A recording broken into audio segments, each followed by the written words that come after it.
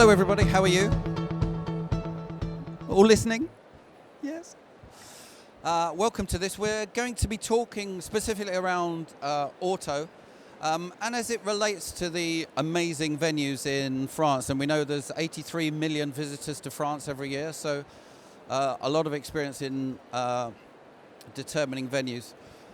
Christian, my good friend Christian, who we've both known each other and worked together, so we know each other very well. Hi, Christian. Hi, morning. I suppose with specific regard to auto and car, how do you go about choosing the right venue? There are two aspects. On the one hand, for sure, we discussed together with the client which destination would fit to the brand message or to the product itself. Yeah. But honestly, also this is off. It's off. Start again. Hello. This Good morning. is Christian, my friend. Yes. So coming back to the How do question. you decide on a venue for a car launch or car activity? Yeah, in the first step, we discussed together with the client which destination would fit to the brand itself. That's for sure. So does it fit to the brand message? But on the other side, there are also logistical aspects for sure. So how to get the people there. And more and more, we see that also the political environment is getting more and more as a factor to influence where to go. Yeah. So, for example, in Turkey, it's very difficult to convince our, let's say, clients to go there. Yeah. Even though if it would maybe fit to a special certain car or a product. So really it starts with the brand. So it starts with the car that you're launching, how that fits with both the destination and the venue that you're choosing. Yeah, that's true. So you work backwards from the brand. Yes. And then we're in the land of amazing buildings and amazing architectural features. How do you event planners decide what buildings, specifically venues, fit with a car brand? When the decision was made to go to a certain destination, then we always need or looking for the support of some local partners like DMCs, and they get a really concrete briefing what could fit, and also sometimes we prepare a kind of mood board, to show what of kind of building we are thinking. Yeah. And therefore the same situation as in the very first beginning. It depends really on the product. For a Rolls-Royce you need a different building than for a Smart or for a Tesla. Yeah. Or the new BMW, for example. Which you're doing this week in London, in England. And then, so you mentioned when you're talking to DMCs, you talk about mood boards. Do you use that technique with venues or convention bureaus? To give them a full brief, to give them mood boards, to get them to think around what you need as a yes, that's brand. For sure. And I think also for the venues, it would be I think clever from their side also to ask for this kind of additional information. Yeah. Because sometimes they're really surprised and see, you talked about that car, and the more information you spread, the more it's in terms of success easier, and also in terms of satisfaction for the client, it's even best really to discuss these topics and to see really does it fit or not. And even though sometimes to say, no, sorry, we can't do that this time, but maybe next time. Yeah. I know we, in the agency world, we're constantly pushing our clients to get us involved earlier and earlier in the decision-making process, so then we can have some influence. I suppose it's the same for venues. They're pushing us to get involved earlier and earlier in the decision-making process, so they can have some influence on what we're choosing. In ideal world, it would be like that, but also, as you know, from the experience, from the real life, let's say, that sometimes you never know why someone took this decision to go to that or the other destination, and then we have to do the best out of it. Yeah. Let's switch our focus now to technology. Okay. I know we in the industry are talking about technology all of the time. What's new? What do you think venues can do in terms of technology support for car and car launches? Yeah, sometimes it's so simple and so easy because we always are happy if the location or the venue could provide really a proper WLAN, internet connection. Yeah. So Yeah, it's yeah. really funny Yeah. because in our world, Good Wi-Fi. good Wi-Fi. Yes, That's that's what I'm right, looking for. Yeah. Because this is really surprising for us. You are staging an event, spending lots of money, and you invite journalists from all over the world, and the Wi-Fi does not work. For example, this is must be normally the topic, and it's horrible. It's very horrible. Yeah. And even though sometimes in terms of lights, for example, they have only the possibility to switch on, switch off. Yeah. So that's sometimes very frustrating. Yeah. So I guess from my perspective, it would be worth to talk to some experts and also to ask them before the event, even or you receive the request for those events, what else could you do in terms of technology to make your venue, let's say, more attractive compared to other venues? I think it's interesting, isn't it, that we talk about technology all the time and pushing the boundaries of what we can do with technology, but when it comes down to it, what clients want is Wi-Fi that works, free and all the time. They want some sort of ability to live stream or push content out, and they want everyone to have an amazing time in the venue. The technology we can either bring in with us if it's significant, or we don't use it. Yeah, that's true. Yeah, it's that keep it simple, stupid thing. Sometimes it's so easy. Yeah, that's true. And funnily enough, is what I was reading a survey of, I think it was 10,000 of clients who have events across Europe. 10,000, 85%, all of them, they just want the ability to push content. The really simple things. Absolutely. Which means Wi-Fi and connectivity. We're going back to an architectural question now. So, if you're working in an architecturally significant building, do you mind the limitations that brings? Because there are certain things you can and can't do. You can't cover certain things, or. Yeah, that's for sure. That's also in the first step when we find a good venue, architectural highlight. Let's say, it's always have some difficulties. Even though if you have in a design venue, then there are some restrictions in terms of branding, or even though you have really to figure out if the car really fits to this venue, because it shouldn't disturb the whole picture of the environment. Yeah. And as I said, it depends really on the brand. I suppose if you've chosen that venue because of its architectural significance, you want to enhance, you've chosen it for a reason. Absolutely. So you need to enhance that in the car whatever the product launch or the. It's and the first step. It's all about attention. Let's say how to generate some buzz. If the architectural highlight helps or supports this product, then it's perfect, because we are always thinking in kind of pictures.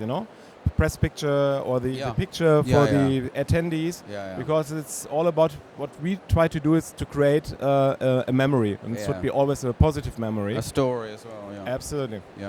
I suppose that's the thing about it. If you choose a architecturally significant building, you choose it for a reason. If you wanted a blank canvas, you'd go to another venue. Absolutely. You don't want to be covering up amazing architecture because you want a blank canvas. You choose another place.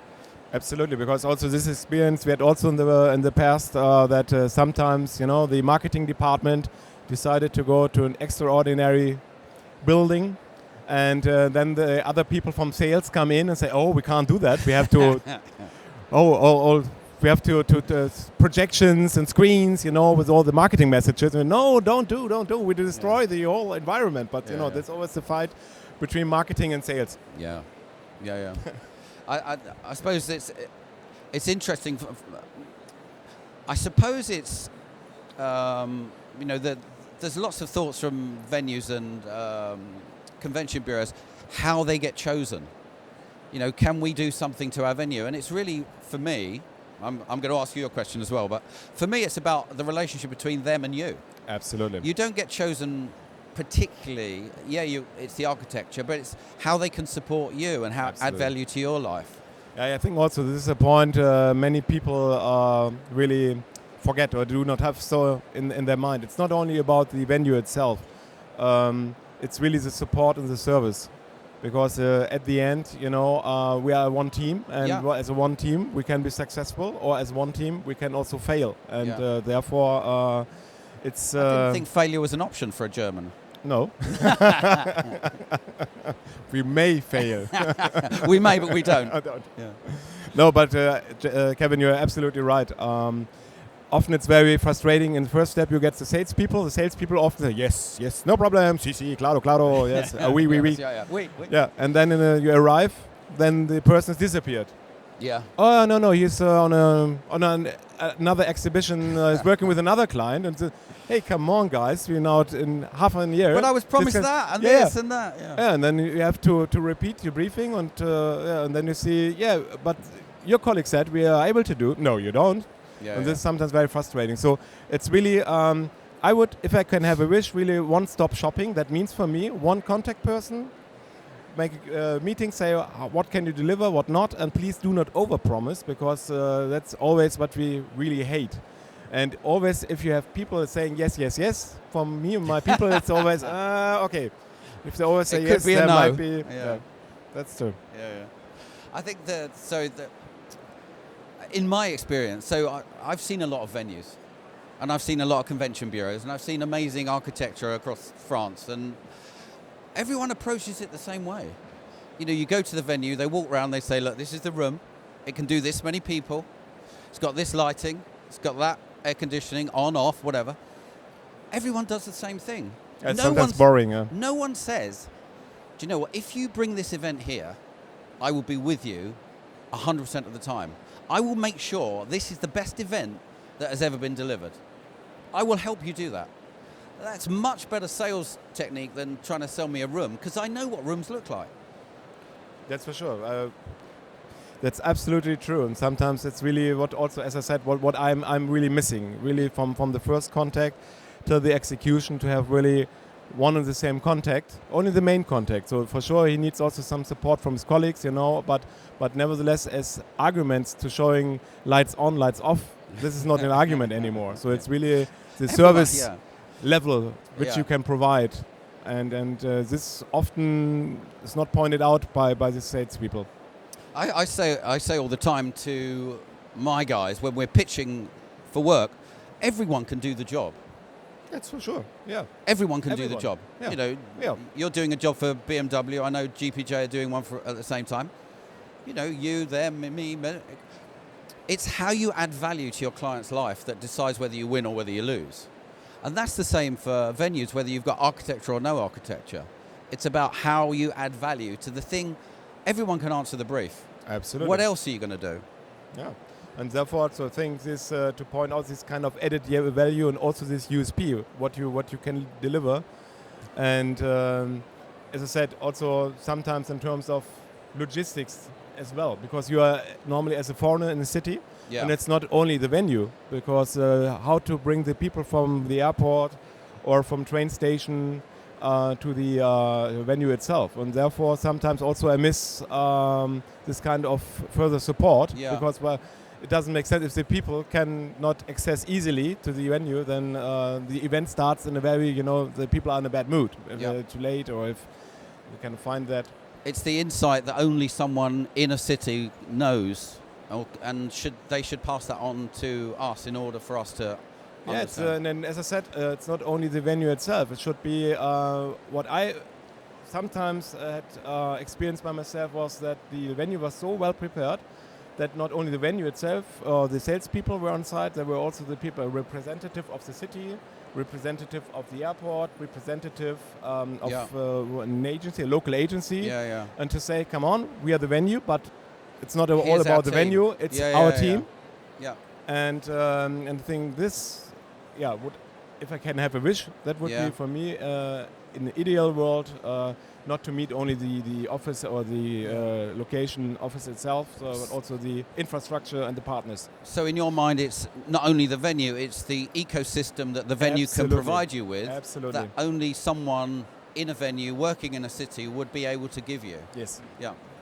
That's for sure. That's a great insight. Thank you. So I suppose we're talking about now, but what do you see in the future in terms of venue requirements, of car automotive events and product launches. Do you see any changes in the future? Do you see anything that concerns you, anything you're thinking about? I think, it's sometimes, as I said, it's sometimes too easy. It's in terms of connectivity. I think this will be the topic for the future. Yeah. How to provide or to be ready for this infrastructure, because the data volume is rising up so high, and therefore I think it's an essential if you want to be in such a competitive market successful. This is the number one reason what you have to do. But also I think it's all about to train your people. Yeah. To find out also to train them what is really the added value. What could you as venue add to the success? Yeah. Because the rest of it we can do it as a teamwork, you know. Yeah, we can, if you use this slide or this kind of projection, and for sure sometimes the quality of venues, that means in terms of refurbishing and something like that, sometimes also very frustrating. And the pictures, it always looks nice. Yeah. But if you're on site, sometimes the picture looks nice, and the salesperson always sounds amazing. Yes. So I suppose from our perspective, we know ourselves that when a brand makes a decision on us as an agency, it's sometimes marginal. You know, okay, you were better this time, I was better last time. You know, it's sort of marginal, and it's the feeling that you get as the person who's choosing that this is the right choice. It's, you know, the feeling you get in the room when you're pitching, the conversations you have on the phone or by email, that someone is going to support you. You know, when lots of venues are similar, especially if you talk about architecturally significant venues, they've all got history, they've all got heritage, they've all got amazing feeling. There has to be another reason that isn't the building. It has to be how you feel in terms of support. And therefore people make the difference, you know, and sometimes very frustrating that we send out a detailed briefing and then the people around joining you during the site inspection, they didn't read it, you know, because sometimes this, you know, you're visiting with a Korean brand, for example, and then they say, oh, I love Japanese car, you know, and then sometimes really you're like, oh. They have to know as much as... Absolutely. I want to come back to the connectivity thing. And I know I use this example all the time, but an event that I've been involved with the last 5 years was 18,000 people at the event, connected to 37.5 million people outside the event. Because for us, it's not just the people in the room. That's true. It's what you can do in terms of live streaming, social sharing, endorsement, passing on. That is where it's at for us in the industry now. Absolutely. And this is also the outcome itself. You know, it starts not only the event itself, it starts with the very first beginning, how to promote this, also on how to get to spread out the message. And because at the end of the day, it's a huge investment of the companies. And they're asking us, how many people do we reach? And it's not enough to say, okay, we reach only the people during the event. And therefore, the connectivity and the technical infrastructure is getting more and more important for that. And everyone, you know, Facebook Live and Periscope, everyone's doing everything all the time, even if it's on their phone. Yes. And if you can't get it out there, it didn't really happen. And the problem, as you know, everyone has not only one device, you know, there are 1 or 2 or 3 devices, and sometimes also during conference also that the whole system broke down. So this was a nightmare for us, you know. So let's sort of draw this to an end, because we've covered all our significant questions. So in summary, where are we in terms of both look and feel of building, support, connectivity? Just summarize what you think venues can do to support you and automotive programs and car launches. Yeah, as I said, it should be from the beginning, like what can the destination or the city can do or provide for it, and not to think about your single venue. Yeah. So also think about with other partners together, with hotels, with local incoming agencies, maybe make a kind of roundtable discussion, workshop to see our brainstorming, what could be the added value for a car manufacturer to go a special destination, because it's not only the venue itself. That means you need hotels, you need transfers, you know, you need parking space, you need let's say the whole infrastructure for that, and I think if it's a mixture of arguments, let's say. It's a mixture also of the people. Yep. To find the right people to convince us as event planner and even though our clients and at the end, not overpromise, never overpromise that you can deliver, because sometimes it is like it is, sometimes it does not fit, and sometimes it's better than to say, sorry, I would like to have this business, but this time we cannot provide because we think it does not fit. And so this kind of open shows thinking. Yes, that's what I really would happy to experience more and more. Good. I think that's been very interesting. So please thank Christian for his input. And thank you for attending. Thank you.